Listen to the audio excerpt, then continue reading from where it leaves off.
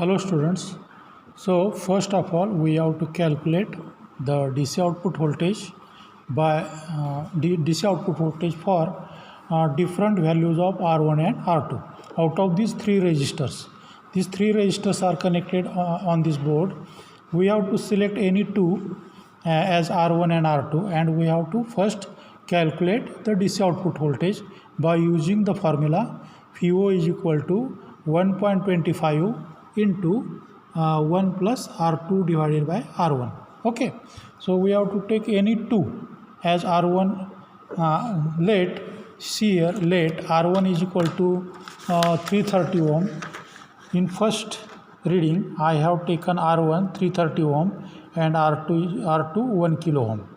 So by calculation we get DC of nearly 5 volt, DC output voltage 5 volt. Okay, now I am connecting these resistors 330 ohm and 1 kilo ohm here. Okay, so R1 is equal to 330 ohm and R2 is equal to 1 kilo ohm. So connect here, see here, this is R1 330 and this is R2 1 kilo ohm. So first connect 330 ohm between these two terminals, it is R1. Okay, so connect a 330 ohm resistor in between these two terminals 330. Okay, see here I am connecting 330 ohm resistor, it is R1. Okay, then connect R2 1 kilo ohm between these two terminals. Okay, between these two terminals. So connect R2 1 kilo ohm.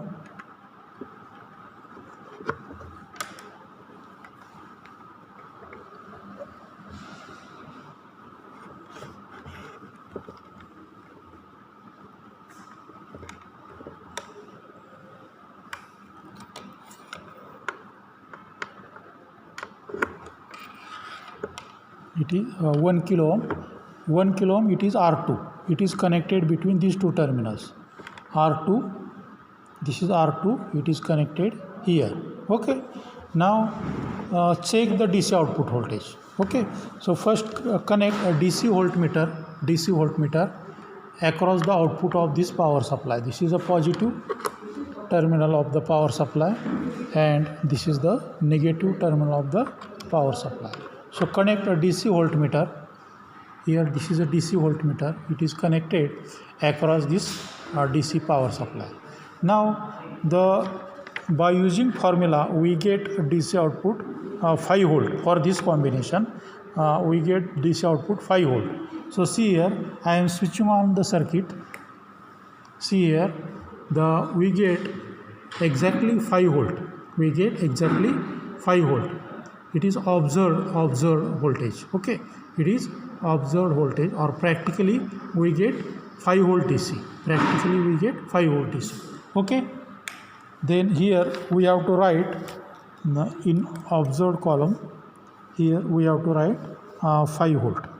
So theoretically we get 5 volt by using formula, and practically also we get 5 volt DC. Okay, then change the combination of R1 and R2. So disconnect these wires. Disconnect these wires and see here. Here R1 is 1 kilo ohm. So connect R1 1 kilo ohm here. See here. Here this is R1. So connect R1 is 1 kilo ohm and R2 is 2.2 kilo ohm. So R1 is 1 kilo ohm. So connect R1 here 1 kilo ohm between these two terminals. This is R1 1 kilo ohm.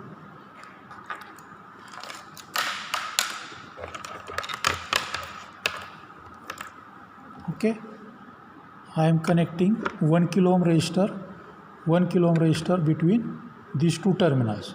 So 1 kilo ohm is connected here and R2 is 2.2 kilo ohm. R2 is 2.2 kilo ohm. So connect these wires of R2 to 2.2 kilo ohm. Okay, see here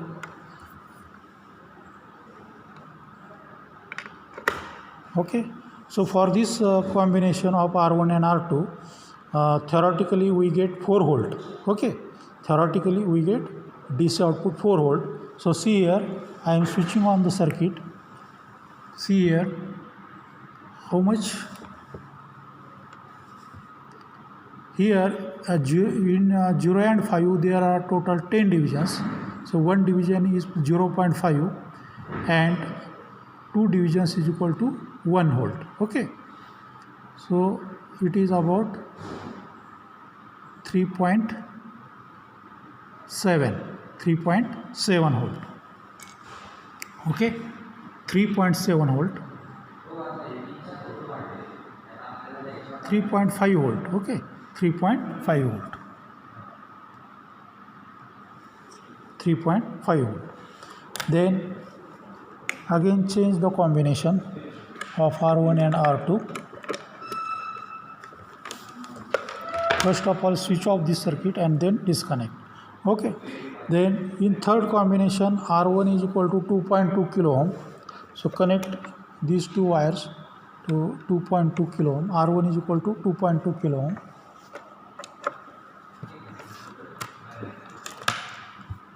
R1 is equal to 2.2 kilo ohm and R2 is equal to 1 kilo ohm. R2 is equal to 1 kilo ohm.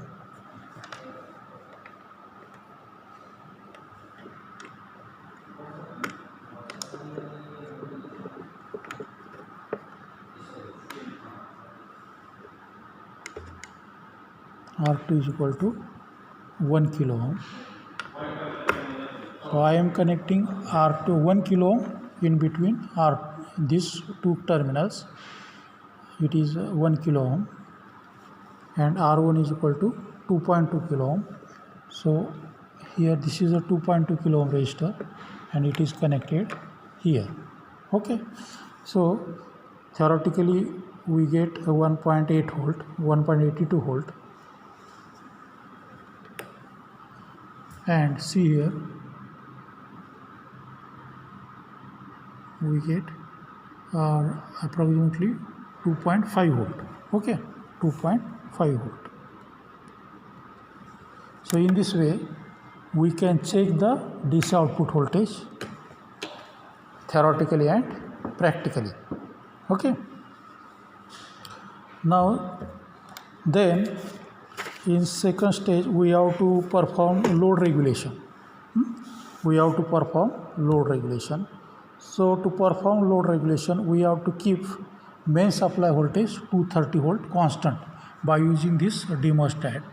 See here, set the AC input voltage to 230 volt. See here, this is 230. So we have to keep the input voltage 230 volt constant and we have to vary the load current by changing load resistance. Okay, so first of all here we have to connect, to measure the load current we have to connect milliammeter. We have to connect milliammeter. See here, this is a milliammeter. I am connecting positive terminal of milliammeter here and negative terminal of milliammeter. Okay, here. Then we have to connect a variable resistance, that is a resistance box, between these two terminals. Okay, see here.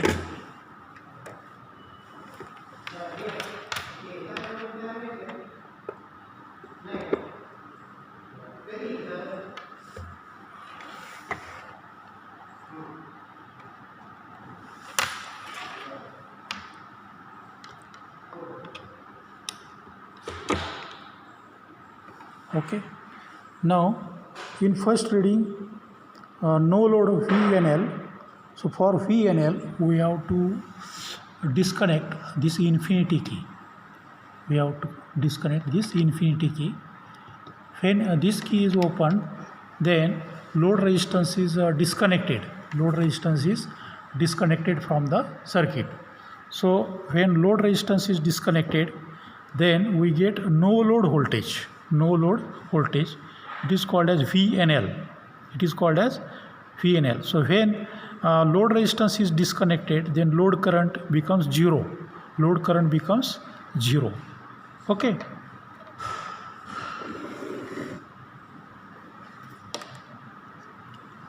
See here.